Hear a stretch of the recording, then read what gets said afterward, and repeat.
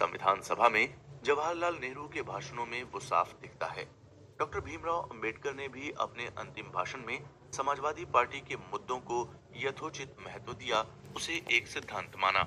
आचार्य नरेंद्र देव ने विधिवत एक प्रस्ताव मेरठ कांग्रेस में रखा था। संविधान सभा की पहली बैठक से वो कुछ दिन पहले ही हुआ था। उसमें समाजवादी समूह का दृष्टिकोण जहां स्पष्टतया प्रस्तुत किया गया था, वहीं जवाहरलाल नेहरू के नेतृत्व की अंतरिम सरकार से अपेक्षा की गई थी कि वो संविधान सभा के कार्यों में अनुकूलता के लिए हर संभव प्रयास करेगी। उस प्रस्ताव में संविधान सभा के लिए स्पष्ट लक्ष्य भी प्रस्तुत किया गया था। आचार्य नरेंद्र देव ने प्रधानमंत्री जवाहरलाल नेहरू के एक रेडियो भाषण का जवाब देने के लिए अपना एक जवाबी बयान जारी किया, जिसमें उन्होंने इस पर अफसोस जाहिर किया कि उन्हें नेहरू के साथ एक अप्रिय विवाद में उतरना पड़ रहा है, लेकिन ये जरूरी है क्योंकि नेहरू ने ही इसे छेड़ा है। कॉमनवेल्थ में भारत की सदस्यता का प्रसंग था। आचार्य नरेंद्र देव ने उसे ब्रिटिश सरकार की एक चाल बताया। कॉमनवेल्थ को उन्होंने नव साम्राज्यवाद का प्रतीक कहा। हालांकि आचार्य नरेंद्र देव और जवाहरलाल नेहरू के परस्पर सम्मान के थे, लेकिन ब्रिटिश कॉमनवेल्थ की भारत ने जैसे ही सदस्यता प्राप्त की कि आचार्य नरेंद्र देव ने प्रधानमंत्री जवाहरलाल नेहरू को कटघरे में खड़ा किया। पूछा कि इससे भारत का कौन सा हित सधेगा। जवाहरलाल नेहरू ने आरोप लगाए, लेकिन आचार्य नरेंद्र देव के प्रश्नों का संतोषजनक उत्तर नहीं दे सके। आचार्य नरेंद्र देव ने अपने बयान में नेहरू को ऐतिहासिक संदर्भों की याद दिलाई। उनसे पूछा कि 1907 की सूरत कांग्रेस में जो मुद्दा था, क्या उसकी उन्हें याद नहीं है। 1928 में नेहरू ने स्वयं पहल की थी और कलकत्ता कांग्रेस में झंडा उठाया था। अतीत में कॉमनवेल्थ के सवाल पर नेहरू जो कहते थे, उसे याद दिलाकर आचार्य नरेंद्र देव ने जो प्रश्न खड़े किए, उससे नेहरू विचलित हो गए। आचार्य नरेंद्र देव ने एक और मुद्दा छेड़ दिया जो नेहरू सरकार पर भारी पड़ा। उन्होंने सोवियत संघ का उदाहरण देकर कहा कि जिस तरह 1936 में सोवियत संघ ने अपने संविधान पर घर घर चर्चा करवाई और लोगों की प्रतिक्रिया प्राप्त की, उसी तरह भारत सरकार को भी चाहिए था कि वो संविधान के पहले मसौदे पर चर्चा कराए। ऐसा नहीं कराकर लोक शिक्षण के दायित्व का नेहरू सरकार ने निर्वाह नहीं किया। यही नहीं, संविधान निर्माण से लोगों को दूर भी रखा। आचार्य नरेंद्र देव ने भी जेपी की ही भांति इस बात पर अफसोस जताया कि लोक शिक्षण के अभाव में जनता की संविधान निर्माण में कोई दिलचस्पी नहीं दिखती है। कॉमनवेल्थ की सदस्यता को देश पचा नहीं सका। 1949 में पत्र पत्रिकाओं में इस विषय पर लेख खूब छपे, जिससे जनमत बना। लोगों को इस पर अफसोस जो उस समय था, वो स्थायी रूप से बना रहा। प्रसिद्ध क्रांतिकारी नेता राजा महेंद्र प्रताप ने कॉमनवेल्थ सहित कुछ मुद्दों को जन जीवन की चेतना में बैठाया। उदयपुर के नवजीवन साप्ताहिक में एक रिपोर्ट मिलती है, जिसमें शीर्षक है, भारत को हम कॉमनवेल्थ से निकाल कर रहेंगे। ये उनके भाषण से निकला शीर्षक है। वे 3 बातें मुख्यतया अपने भाषण में कहते थे। 1, भारत को अखंड बनाएंगे। 2, कॉमनवेल्थ से बाहर आएंगे। 3, ग्राम स्वराज्य स्थापित करेंगे। 19 सितंबर 1949 को उनका भाषण छपा। संविधान के लागू हो जाने के बाद समाजवादी पार्टी ने जुलाई 1950 में एक प्रस्ताव पारित किया, जिसमें कहा कि संविधान को उसकी उद्देशिका की कसौटी पर देखें तो लोकतांत्रिक सिद्धांतों के पैमाने पर खरा नहीं उतरता। बालिग मताधिकार, समान नागरिकता और जवाबदेह सरकार का अवश्य संविधान में प्रावधान है। मौलिक अधिकार एक हाथ से नागरिकों को दिए गए हैं तो दूसरे हाथ से ले लिया गया है। इस पर संतोष प्रकट किया गया कि नागरिक अपने अधिकारों के लिए न्यायपालिका के दरवाजे जा सकेगा। नीति निदेशक तत्व अस्पष्ट हैं। समाजवादी पार्टी ने अपने प्रस्ताव में स्वस्थ लोकतंत्र की प्रथा के लिए कार्य करने का संकल्प दोहराया और इसे पाने के लिए संविधान में संशोधन या नई संविधान सभा की रचना का रास्ता अपने लिए चुना। समाजवादी आंदोलन के अग्रणी व्यक्तियों में रहे प्रोफेसर कृष्णनाथ ने अपने एक इंटरव्यू में यथावत पाक्षिक को बताया कि डॉक्टर राम मनोहर लोहिया ने उन समाजवादी नेताओं को बरजा जो नए संविधान की रचना का विचार रखते थे और उनसे कहा कि जैसा भी संविधान बन गया वो बन गया, अब यदि बनेगा तो उससे भी बुरा बनेगा, इसलिए इस मामले को फिर से मत उठाओ और जो है उसी का पूरा उपयोग अपनी प्रखरता और प्रतिभा के साथ करो। संविधान निर्माण के अंतिम चरण में अखिल भारतीय विद्यार्थी परिषद ने भारत भारती सप्ताह मनाया। यह 24 से 31 जुलाई 1949 की बात है। उसी दौरान विद्यार्थी परिषद ने एक सर्वे किया जिसमें 26 लाख से ज्यादा नागरिकों का मत जाना। प्रश्न थे कि राष्ट्रभाषा क्या हो, संविधान में देश के नाम का उल्लेख क्या हो, राष्ट्रगीत क्या हो और संविधान की भाषा क्या हो। ज्यादातर लोगों ने जो जवाब दिए उससे निष्कर्ष निकला कि राष्ट्रभाषा हिंदी हो, देश का नाम भारत होना चाहिए, राष्ट्रगीत वंदे मातरम होना चाहिए और संविधान हिंदी में लिखा जाना चाहिए। इस सर्वेक्षण के निष्कर्ष को ज्ञापन के रूप में विद्यार्थी परिषद के प्रतिनिधि मंडल ने संविधान सभा के अध्यक्ष डॉक्टर राजेंद्र प्रसाद को सौंपा। ये बात भी 1949 की ही है। पंडित दीनदयाल उपाध्याय छात्रों के एक अधिवेशन में गए। वे मुख्य अतिथि थे। उस अधिवेशन के स्वागताध्यक्ष कांग्रेस के बड़े नेता थे। उनको कांग्रेसियों ने सलाह दी कि आप स्वागत अध्यक्ष का पद स्वीकार न करें। उन्होंने ये सलाह नहीं मानी। उनको जो सलाह दी गई थी उसका कारण ये था कि उस अधिवेशन को अखिल भारतीय विद्यार्थी परिषद ने बुलाया था। कांग्रेस के नेता सच ही ये बात मानते थे कि अखिल भारतीय विद्यार्थी परिषद को तो राष्ट्रीय स्वयंसेवक संघ ने बनाया है। इसी आधार पर कांग्रेसी विरोध कर रहे थे। जवाहरलाल नेहरू का वो जमाना था। कांग्रेसी स्वागत अध्यक्ष पर दबाव बनाए हुए थे कि वे मना कर दें। पंडित दीनदयाल उपाध्याय से जब अधिवेशन के स्वागत अध्यक्ष मिले तो उन्होंने अपनी समस्या बताई। कहा कि अपने भाषण में आप चाहे जो कुछ कहें, किंतु एक बार महात्मा गांधी का अवश्य उल्लेख कर दें तो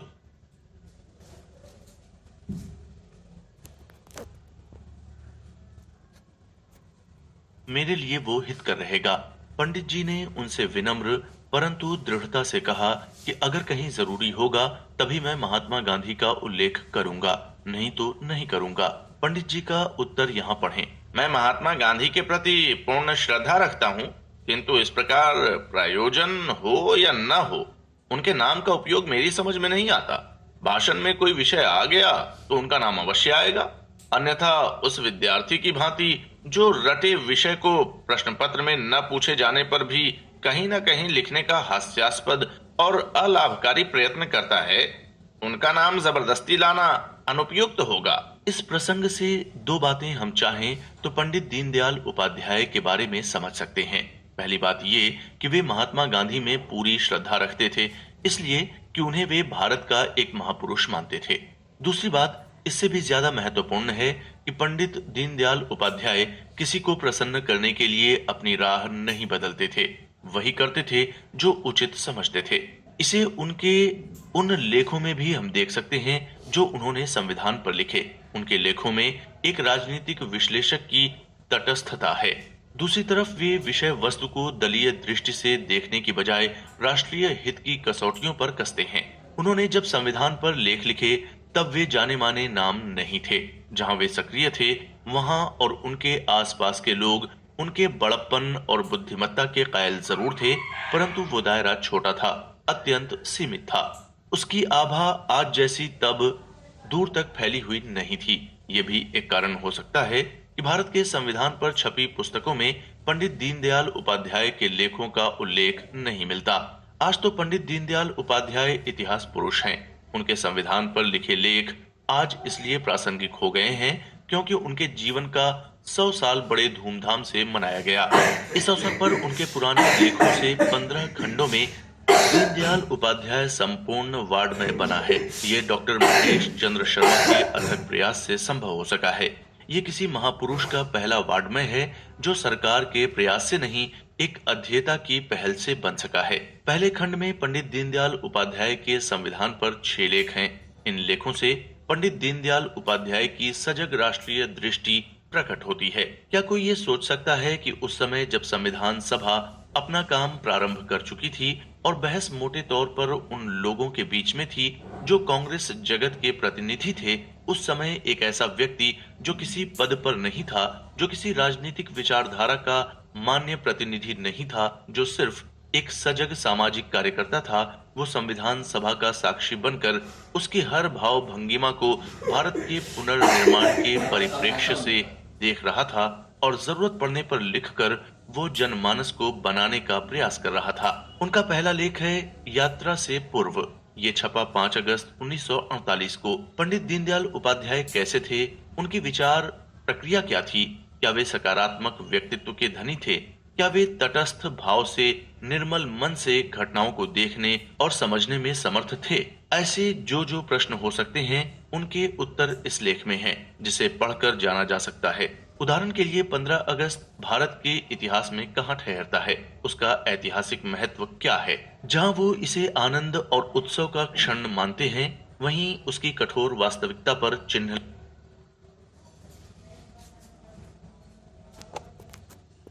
लगाना नहीं भूलते। वो लिखते हैं कि अपने जीवन को बनाने बिगाड़ने की जिम्मेदारी अब हमारे ही ऊपर आ पड़ी है। इस जिम्मेदारी को हमें संभालना होगा। उस जिम्मेदारी की दृष्टि क्या हो, इसका वे सटीक वर्णन करते हैं कि भारतीयता हमारी योजनाओं का सबसे प्रमुख गुण होना चाहिए। उसी से आत्म विकास संभव है और उसी से संपूर्ण देश आत्म प्रेरणा ग्रहण कर सकता है। लेकिन वे एक पक्षीय विचार की बजाय संतुलित और समग्रता में सोचने की सलाह देते हैं। इसलिए वो लिखते हैं कि भारतीय जीवन का विचार करते समय हमको संसार सागर को उद्वेलित करने वाली विचार विधियों को दृष्टिगत रखना ही होगा। अपनी तरणी हमको सागर की अवस्था का विचार करके ही निर्माण करनी होगी। ये थी उनकी मौलिक दृष्टि। इसी आधार भूमि पर उन्होंने संविधान सभा के कामकाज को देखा और फिर लिखा। इस लेख का समय अत्यंत महत्वपूर्ण है। वैसे तो संविधान सभा 1946 की 9 दिसंबर को शुरू हो गई थी,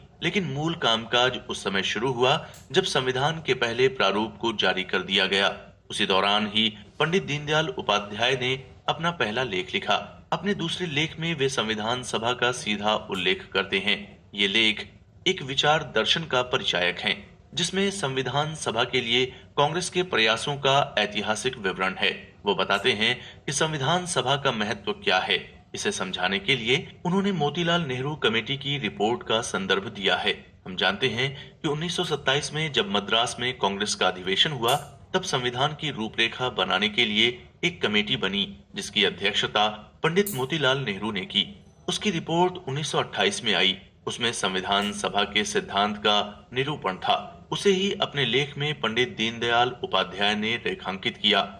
कांग्रेस का कथन था कि वयस्क मताधिकार पर चुनी हुई संविधान सभा को ही संविधान बनाने का अधिकार होगा। इस आधार पर उन्होंने बताया, और जो सच भी था, कि जो संविधान सभा काम कर रही है वो भारत की संपूर्ण जनता का प्रतिनिधि होने का दावा नहीं कर सकती, क्योंकि वो समिति मताधिकार और परोक्ष निर्वाचन से बनी है। इसे सभी जानते हैं। जो बात बहुत थोड़े लोग ही जानते हैं, उसे पंडित दीनदयाल उपाध्याय ने उजागर किया। ये बताया कि जिन विधान सभाओं से चुनकर संविधान सभा बनी है, वे विधान सभाएं तो संविधान सभा बनाने के लिए बनी ही नहीं थीं, वे दूसरे एजेंडे के लिए निर्वाचित की गई थीं। इसे पंडित दीनदयाल उपाध्याय ने संविधान सभा की तात्विक कमजोरी बताया। एक अर्थ में संविधान सभा अवैध थी, क्योंकि उसका वैधानिक आधार नहीं था, वो आरोपित किया गया था। वे एक पक्षीय विचार के अभ्यस्त नहीं थे। विचार के समय हर पक्ष को ध्यान में रखते थे। इसीलिए उन्होंने ये भी लिखा, और आज जब नई संविधान सभा बनाने की यदा कदा आवाज उठती है, तब उनका ये लिखा हुआ अधिक बोधमय हो जाता है। वो लिखते हैं कि अगर वयस्क मताधिकार के आधार पर भी चुनाव होते, तो जैसी संविधान सभा बनी उससे भिन्न नहीं बनती। फिर क्या होता? इसे वो बताते हैं और कहते हैं कि संविधान सभा में कांग्रेस के लोग तो जितना आना था उतना आ ही जाते, लेकिन वे लोग नहीं आ पाते जिन्हें विद्वान और कांग्रेस के प्रतिपक्ष का होते हुए इसमें आने का मौका मिला। खतरा वास्तव में जो था वो दूसरा था, उसकी ओर इशारा उन्होंने किया। बताया कि संविधान सभा ने दूसरी विचारधाराओं की उपेक्षा कर दी। इससे ये आशंका उस समय पैदा हुई थी कि कहीं कांग्रेस सत्ता में बने रहने के लिए संविधान सभा का उपयोग तो नहीं करेगी। इस पर पंडित दीनदयाल उपाध्याय का सुझाव था, ये आशंका तभी निर्मूल हो सकती है जब कांग्रेस अपने को विसर्जित कर दे। महात्मा गांधी ने भी कांग्रेस को विसर्जन की सलाह दी थी। पंडित दीनदयाल उपाध्याय ने संविधान सभा को प्रमाण सहित अधूरा बताया था। दूसरी बात जो उन्होंने तब उठाई वो ये थी कि भारत को राष्ट्रमंडल में रखने के लिए संविधान में शब्दों का एक खेल किया गया। वो ये कि संविधान का उद्देश्य ही बदल दिया गया। ब्रिटेन की देखा-देखी संसदीय प्रणाली को अपनाया गया। जब टोका टोकी हुई तो डॉक्टर अंबेडकर ने बचाव में कहा कि स्थायित्व के स्थान पर उत्तरदायित्व को मान्यता दी गई। पंडित दीनदयाल उपाध्याय का कहना था कि भारत को स्थायित्व की अत्यधिक आवश्यकता है। इस लेख में उन्होंने समझाया और इसके लिए संविधान सभा के सदस्यों के कथन को आधार बनाया कि संविधान जो बनने जा रहा है उसमें भारत का कुछ भी नहीं है। उन्होंने लिखा कि वास्तव में तो स्वतंत्र भारत का संविधान भारतीय परंपरा के अनुकूल ही होना चाहिए था। अपनी संस्कृति एवं उसकी विशेषताओं की अभिव्यक्ति जिस संविधान में हो और जो अपनी संस्कृति, साहित्य और परंपराओं के विकास में सहायक हो, वही संविधान देश के लिए हितकर और स्थायी होगा। उन्होंने संविधान में भारतीयता, ग्राम पंचायतों और अपनी भाषा की उपेक्षा पर चिंता जताई। पंडित दीनदयाल उपाध्याय का मत था कि भारत की सामाजिक और राजनीतिक जीवन की इकाई पंचायतें हैं। उनकी उपेक्षा कर दी गई है, व्यक्ति को इकाई बना दिया गया है। इससे सामूहिक दायित्व और सामूहिकता का भाव धीरे धीरे विलुप्त होता जाएगा। उनकी ये चेतावनी कितनी सटीक थी और भविष्यवाणी जैसी थी, इसे हम आज अनुभव कर सकते हैं। समाज के विघटन का एक बड़ा कारण ये भी है। संविधान के विशेषज्ञ आज लंबे अनुभव के बाद उसी निष्कर्ष पर पहुंचे हैं जिस पर पंडित दीनदयाल उपाध्याय ने तब चिंता जताई थी। इसलिए उन्होंने लिखा था कि संसार के इतिहास में ये पहला अवसर है जबकि एक स्वतंत्र देश का संविधान उस भाषा में बना है जो कि परतंत्रता की प्रतीक और बौद्धिक एवं सांस्कृतिक दास्ता का साधन रही है। उन्होंने राष्ट्रगीत, राष्ट्रध्वज और राष्ट्रभाषा के प्रश्न को मूलभूत बताया था। उन्होंने संविधान सभा को अपने लेख में 5 सलाह दी। 1. भारत की आत्मा का हनन न होने दें। 2. बौद्धिक दास्ता के फंदे में न फंस जाएं। 3. मानवीय अधिकार और स्वातंत्र्य चतुष्टय को सुरक्षित रखें। भारतीय जनता के सर्वतोभागी विकास के मार्ग खुले रखें। 4. भारत को सर्वरूपेण शक्तिशाली बना दें। 5. भारतीय एकता की प्रतिष्ठापना करें। इस तरह संविधान सभा की प्राथमिकता सूची पर पंडित दीनदयाल उपाध्याय ने कई गंभीर सवाल उठाए। पंडित दीनदयाल उपाध्याय कितने सजग और साथ साथ दूरदर्शी व्यक्ति थे, इसे जानना हो तो हमें उनका वो लेख अवश्य पढ़ना चाहिए जिसे उन्होंने 24 नवंबर 1949 को लिखा। इस तारीख का एक ऐतिहासिक महत्व है। संविधान सभा का आखिरी अधिवेशन 26 नवंबर 1949 को पूरा हुआ। संविधान को उसी दिन स्वीकार किया गया। उससे एक दिन पहले डॉक्टर भीमराव अंबेडकर का ऐतिहासिक भाषण हुआ जिसमें संविधान की पृष्ठभूमि, बनने की प्रक्रिया और भविष्य की चुनौतियों का उल्लेख है। ऐसे समय में ही पंडित दीनदयाल उपाध्याय का ये लेख आया जो 24 नवंबर 1949 को पांचजन्य में छपा। वो लिखते हैं कि संविधान सभा का कार्य पूरा होने जा रहा है। जो संविधान बनने जा रहा है उसका गहरा संबंध संविधान सभा के निर्माण, संगठन और निर्माण की प्रक्रिया में आई कठिनाइयों से है। वो बताते हैं कि ये संविधान सभा अपने मूल से पूरी तरह भिन्न है। इसका उन्होंने विस्तार से वर्णन किया है। यहाँ उनकी संवैधानिक दृष्टि का कोई भी कायल हो सकता है। जो उन्होंने लिखा वो इतिहास की अमिट निशानी है। दूसरी बात उन्होंने उठाई कि संविधान सभा अपने को ब्रिटिश नीति के प्रभाव से मुक्त नहीं कर पाई। अगर कर पाई होती तो अल्पसंख्यक के बारे में उसका दृष्टिकोण वो नहीं होता जो दिखाई पड़ रहा है। इसके उदाहरण देकर उन्होंने निष्कर्ष निकाला कि देश की बदलती हुई राजनीति, आर्थिक एवं सामाजिक स्थिति के कारण संविधान सभा के संगठन एवं उसके सदस्यों की मानसिक स्थिति में ज्यों-ज्यों परिवर्तन होता जा रहा है, त्यों-त्यों संविधान के स्वरूप में भी परिवर्तन हो रहा है। अतः यह मानना होगा कि हमारे संविधान का विकास हो रहा है। उनका अंतिम लेख है संविधान का क्या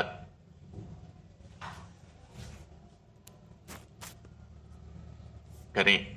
ये लेख 2 फरवरी 1950 को राष्ट्र धर्म में छपा। साफ है कि संविधान के प्रभावी हो जाने के बाद जो सवाल जनमानस में थे उसे ध्यान में रखकर इसे पंडित दीनदयाल उपाध्याय ने लिखा। इस लेख को पढ़ते हुए ये कहीं से नहीं लगता है कि इसका लेखक भविष्य में विपक्ष की उस पार्टी का सूत्रधार होगा जो 2014 में राष्ट्रीय स्तर पर विकल्प बनकर उभरेगी। उसमें तथ्य हैं, उनका विश्लेषण है और उस आधार पर भ्रम निवारण के अलावा एक स्टेट्समैन का ऐसा मत है जिसमें पूर्वाग्रह रहित वो कथन है जो समय के किसी भी क्षितिज से परे हो जाता है। संविधान पर सवाल पहले दिन से हैं। वे सवाल अकारण नहीं है, अनुचित भी नहीं है, वास्तविक हैं। पंडित दीनदयाल उपाध्याय की विशेषता ये है कि वे सवाल उठाते अवश्य हैं, लेकिन उसमें उलझते नहीं हैं, सवाल को हल करते हैं। इसी तरीके से वो वह बात कह जाते हैं जो समाधान के रूप में ग्रहण की जाती है। संविधान सभा ने जिस तरह काम किया, उस पर उन्होंने बहुत सवाल उठाए। इस लेख में उन्होंने एक छोटी सी कहानी से शुरुआत की है। कहानी है कि एक काबुली ने एक साबुन वाले की दुकान से एक साबुन की बट्टी कलाकंद के भ्रम में खरीद ली और खाने लगा। मुंह में पड़ते ही साबुन का स्वाद तो मालूम हो गया, किंतु फिर भी वो खाता ही रहा। इस पर किसी ने पूछा कि खान, क्या खाते हो? तो खान ने तपाक से जवाब दिया, खान खाता क्या है, अपना पैसा खाता है। बस यही बात आज अपने संविधान के संबंध में एक साधारण भारतीय की मनः स्थिति है।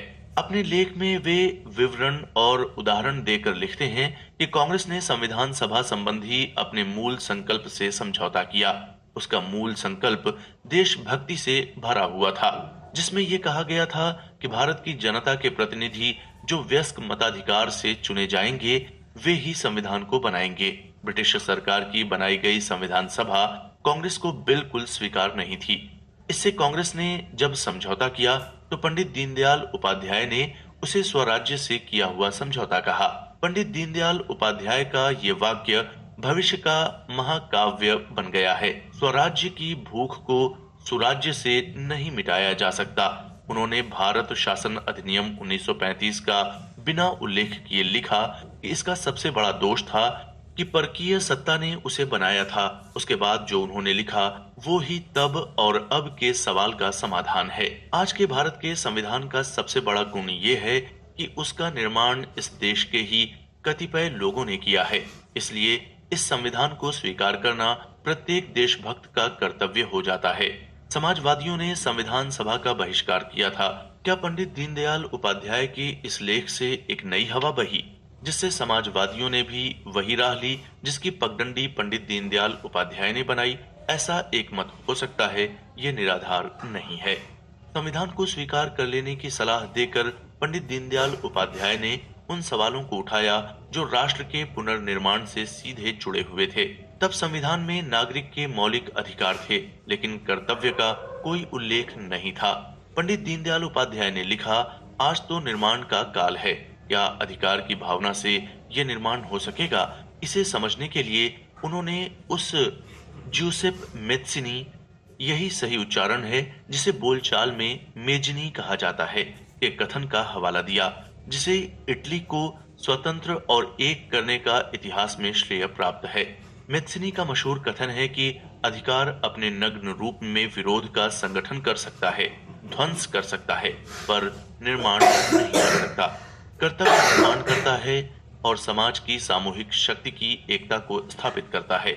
पक्के तौर पर आज ये नहीं कहा जा सकता कि पंडित दीनदयाल उपाध्याय की उस चिंता को प्रधानमंत्री इंदिरा गांधी ने समझा या किसी ने उन्हें समझाया, लेकिन ये सच है कि आपातकाल के दौरान संविधान में ज्यादातर तो अनिष्टकर संशोधन हुए, परंतु एक संशोधन वो था जिसकी जरूरत पंडित दीनदयाल उपाध्याय ने संविधान के बनते ही अनुभव की थी।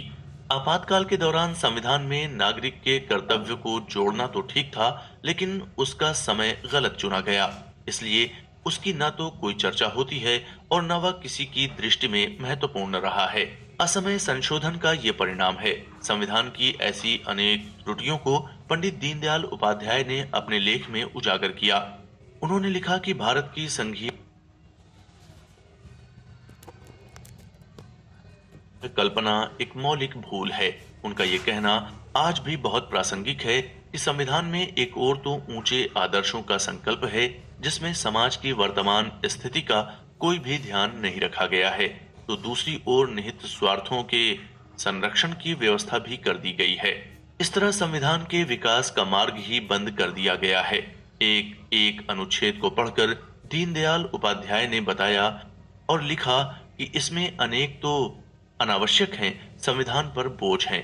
इसलिए अगर संविधान को आकाश में उड़ना है और जमीन पर उसे बिना किसी दुर्घटना के उतरना है, तो उसे बोझ रहित करना चाहिए। अंत में उन्होंने ये वाक्य उठाया, तो फिर क्या संविधान का बहिष्कार किया जाए? इसका वो इस तरह जवाब देते हैं, अगर अपने ही लोगों द्वारा निर्मित संविधान का बहिष्कार किया गया तो एक गलत परंपरा निर्मित होगी, जिसमें भावनात्मक के स्थान पर अभावनात्मक एवं क्रियात्मक के स्थान पर प्रतिक्रियात्मक वृत्ति ही निर्माण होगी। ये लिखकर वे रुके नहीं, जितने भी पहलू हो सकते थे उन पर विचार किया। अंत में समाधान रूप यह वाक्य लिखा, परिष्कार के लिए पुरस्कार, अर्थात संविधान को स्वीकार करें, उसे सुधारते रहने का हमेशा प्रयास करें। इस तरह पंडित दीनदयाल उपाध्याय ने संवैधानिक राष्ट्रीयता की राह दिखाई। संविधान सभा के विधिवत गठन से पहले ही इस पर सोच विचार शुरू हो गया था कि स्वतंत्र भारत का संविधान कैसा होना चाहिए। इस दिशा में पहला प्रयास मानवेंद्र नाथ राय का था। उन्होंने 1944 में स्वतंत्र भारत का संविधान जारी किया। उसे उनकी पार्टी ने जारी किया, जिसका नाम था रेडिकल डेमोक्रेटिक पार्टी। विचारक दत्तोपंत ठेंगड़ी ने लिखा है कि एम.एन. राय ने दुनिया के अधिकांश देशों के संविधानों का अध्ययन किया था। साम्यवाद की तथा संसदीय प्रणालियों की कमियों को जानने के पश्चात उन्होंने अपने क्रांति के अभियान को स्वतंत्रता, तार्किकता तथा सामाजिक सामंजस्य का आधार दिया। इस नई राज्य व्यवस्था में पूरी वयस्क जनता के सीधे सहभाग का प्रावधान था। यह सहभाग जन समितियों के माध्यम से होना था, जो जनतंत्र की आधारभूत प्राथमिक इकाइयां थीं। स्वतंत्र भारत के संविधान के इस प्रारूप में भारतीय राज्यों का गठन देश भर में फैली हुई जन समितियों के आधार पर होना था। उन समितियों को कानून बनाने, विचाराधीन मसौदों पर परामर्श देने, जन प्रतिनिधियों को वापस बुलाने और महत्वपूर्ण राष्ट्रीय प्रश्नों की समीक्षा करने जैसे विस्तृत अधिकार प्राप्त होने थे। ये प्रारूप मानवेंद्र नाथ राय ने अपने 22 शोध पत्रों और घोषणा पत्रों में प्रतिपादित सिद्धांतों के आधार पर बनाया था। उनका निष्कर्ष था कि दलीय राजनीति जनतंत्र के आदर्शों से मेल नहीं खाती। वो सत्ता राजनीति में परिवर्तित हो सकती है। जिस संविधान की चर्चा अक्सर की जाती है, उसे श्रीमन नारायण अग्रवाल ने जनवरी 1946 में स्वतंत्र भारत में गांधी विचार का भारतीय संविधान प्रसारित किया था। उसकी प्रस्तावना में महात्मा गांधी ने लिखा था कि मेरी दृष्टि में संविधान कैसा होना चाहिए, उसका मोटे तौर पर इस पुस्तिका में विस्तार किया गया है। वो 60 पेज का 22 अध्यायों में बटा हुआ दस्तावेज है। इसी तरह एक संविधान हिंदू महासभा ने बनाया था, जिसके संविधान सभा में भी एक सदस्य ने प्रसंगवश चर्चा की थी। संविधान के ये प्रारूप भी देश में बहस के माध्यम बने। उनके गुणों पर चर्चा आज भी होती है। संविधान के उन प्रारूपों को देश ने स्मरण रखा है। अंतिम